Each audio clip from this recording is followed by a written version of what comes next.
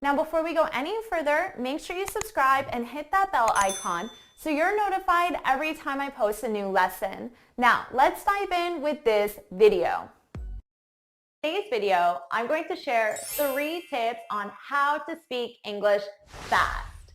At the end of the video, I'll share with you a bonus tip that will help you sound very natural. All right, let's get started. Tip 1, don't speak English fast. Okay, so I don't want your goal to be speaking English fast. The reason is a lot of students mistake fast and natural. Students think English speakers speak fast because to them it is fast because they don't understand the language as well. So when they watch a movie, it sounds so fast. But honestly, for English speakers, it isn't fast. It's a natural pace. Your goal is to speak English naturally because speaking English fast is actually not a good quality from a communications perspective. The reason why it sounds fast is because English speakers don't put pauses between our words. Pausing makes you sound unnatural and it also slows you down. So right now, I want that to be your goal. Eliminate your pauses, speak at a natural pace. Tip 2, understand linking. I just told you about reducing pauses to increase the speed. Another thing that English speakers always do, which might be a more difficult concept for you to understand, is linking. We link our sounds together, and often through linking, we change pronunciation and we change it so we're able to say the sentence smoother. And because of that, it comes out faster. So a student is often taking longer to say the same sentence because their sentence is this long when you include the pauses and the fact they're not using reductions and linking. Whereas an English speaker, although they're saying the exact same words, it's because of taking away the pauses and reducing sounds and linking. So really, it's not that we're speaking faster, we're actually saying less words. And we're saying less words because we combine them. So let me give you an example. Here's a sentence I'm going to say very slowly, unnaturally. Thank you, but I bought a black car. So with this sentence, I paused between every word and I didn't link my sounds. So every word was said individually. Now, listen to me say this naturally. Thank you, but I bought a black car. Let's look at what happens. So for linking, we have thank you. But what I do is I transfer that sound to the next word, and I'm actually saying thank you, thank you, thank you. Okay, repeat, thank you. Good. Now, the reason I do that is because it allows me to eliminate the pause because the K is a hard sound and it forces me to take a breath of air. So to change that, I transfer the sound to the next word and I say thank you because now I'm able to say it as one word. Thank you. Thank you, but but I. So here, I'm not saying but I'm saying but I. So I'm transferring the T sound onto the next word. Now you'll notice I'm saying it as a soft D because that's American pronunciation. But I. Okay, good. Bought a. Here, I just make this one sound. Boughta, boughta. Okay, so now we have thank you, but I boughta. Black car. So here, we have a sound that ends in a k, but the next word starts in a k. So because of this, I just eliminate one of the k sounds and I use it to link these two words together. So I say blah, car, blah. So actually, I'm not saying black. I'm changing this to blah, blah, which isn't a word. But I say it quickly and I combine it with car. So you hear the k on car, you hear it for both. Black car, black car, black car. Now it only works if you say it as one word. If I say blah car with a pause, it doesn't work.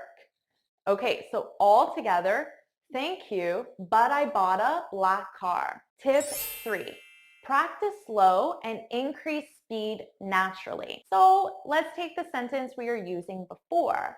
When you're practicing this, start slow. So the way I said it, thank you, but I bought a, that's probably too fast for you right now.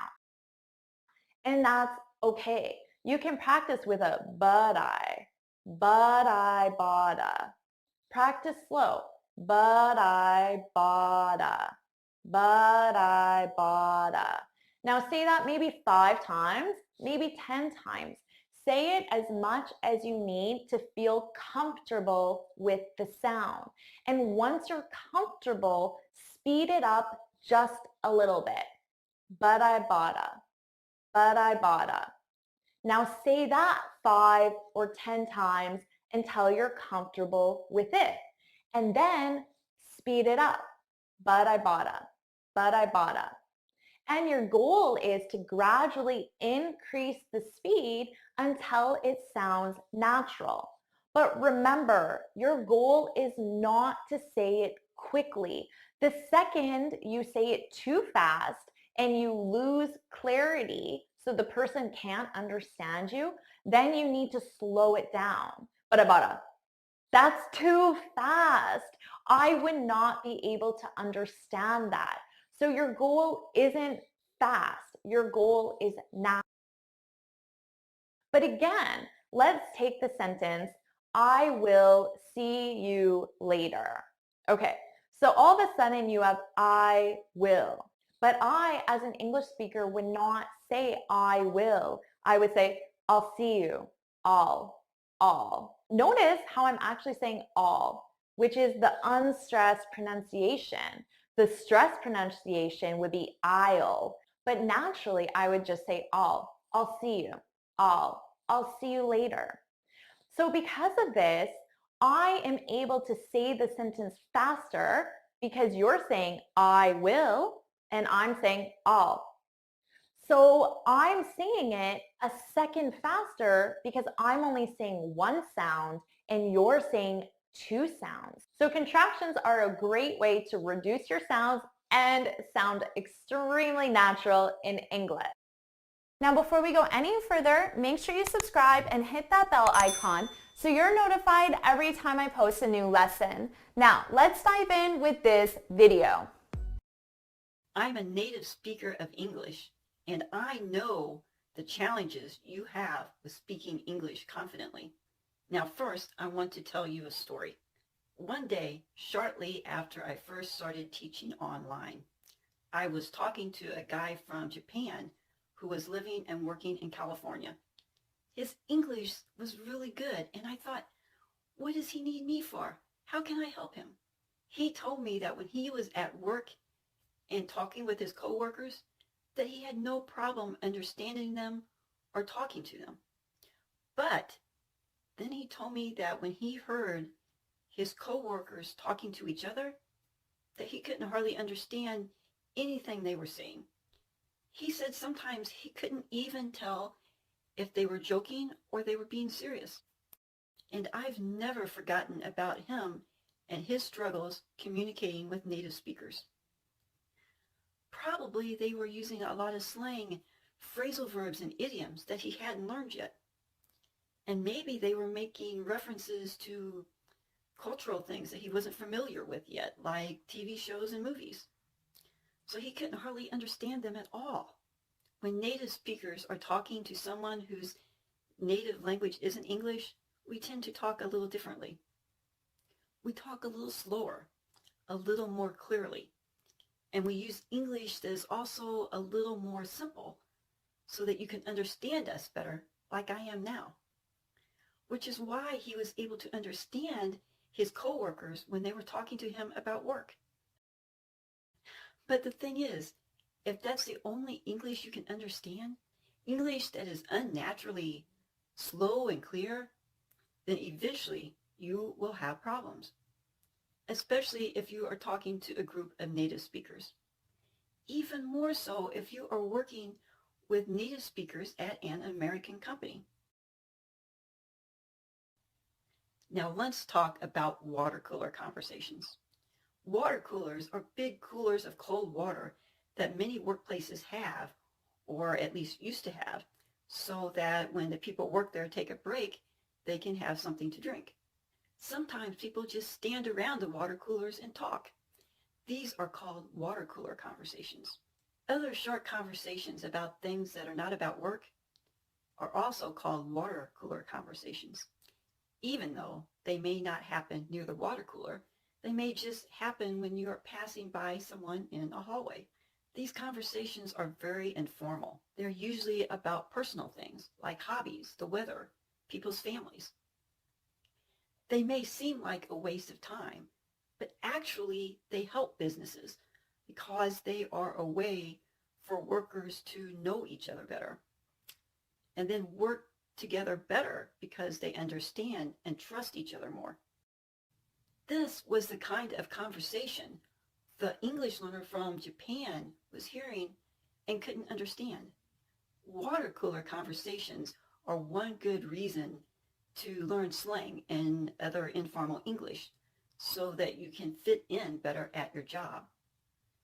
But even if you are learning English for fun and not working with native speakers, you still need to learn this kind of English because it will help you to understand TV shows and movies in English. It will help you to meet native speakers and talk just for fun because you both enjoy talking to each other. You can have conversations as equals, not just as someone they are talking to just to be polite. This is what I like to teach, real English. English used in everyday, casual conversations in real life, not in a textbook. Learning real English is the only way you are ever going to reach real fluency in English and be able to have real, authentic conversations with native speakers.